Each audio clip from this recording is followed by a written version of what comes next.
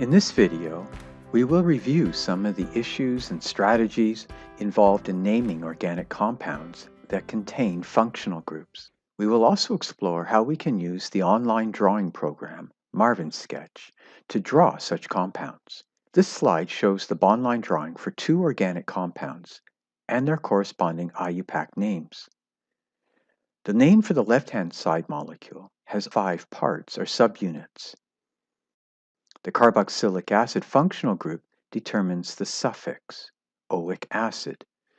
Part 2 and 3, AN and BUT, indicate no carbon-to-carbon double bonds and that the parent chain has 4 carbons, respectively. Part 4 indicates the presence of the hydroxy substituent on carbon number 2.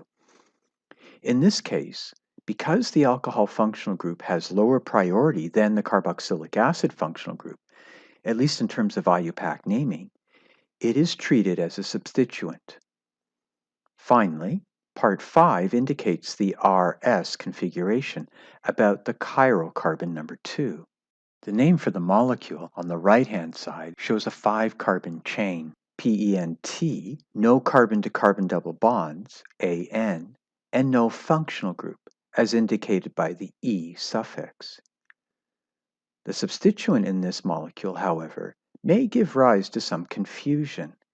It is referred to as the ether functional group. This points to the fact that organic chemists think of functional groups in 2 ways. One way pertains to the collection of atoms, usually involving heteroatoms like nitrogen, oxygen, and sulfur, that define the suffix in the IUPAC name of an organic molecule. The other way pertains to the bonding pattern of atoms that define or predict a certain chemical reactivity. The carboxylic acid fits into both of these categories, whereas the ether group fits only the last category. That is, it predicts reactivity, but it is not used to name the suffix of a molecule. The name 2-methoxy indicates that there is a 1-carbon ether attached to carbon number 2 of the parent chain. Ethoxy would correspond to a 2-carbon ether, propoxy a 3-carbon ether, and so on. As a last point, notice that carbon number 2 in the right-hand side molecule is also chiral. But because we have not shown any stereochemistry, that is the wedge or dash notation, we cannot assign R or S configuration. We now turn our attention to Marvin Sketch. We see 6 instances of 5-carbon chains. We will turn each of these into functional groups according to the labels. A helpful strategy is to create a bond skeleton with only carbon atoms and implicit hydrogens, and then replace the carbon atoms as needed.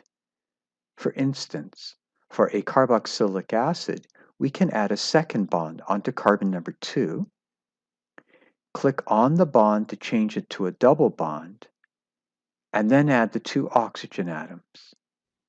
A similar approach is taken for the other functional groups.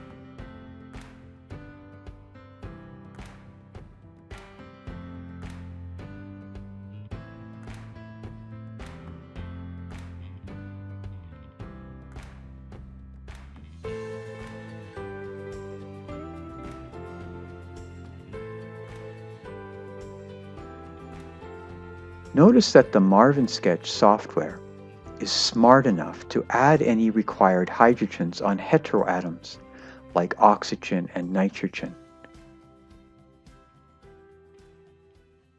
As a wrap-up, let's draw our 2-hydroxybutanoic acid, one of the molecules we saw on the first slide. Clicking on the top left icon brings us to a fresh screen. It is worth mentioning that should you click on this by accident, you have not lost your work.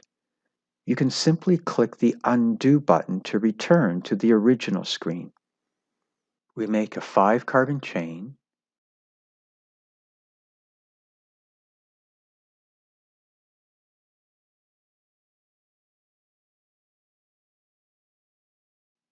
add a bond for the OH group, click on a bond to change it to a double bond, and add a wedge at carbon number 2. Then we add the appropriate oxygens.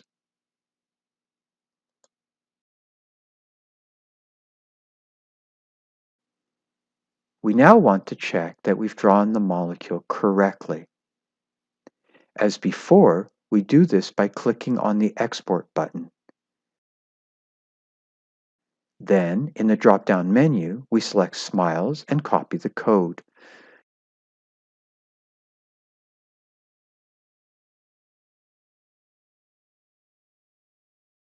We now return to the tutorial and paste the code in the answer box.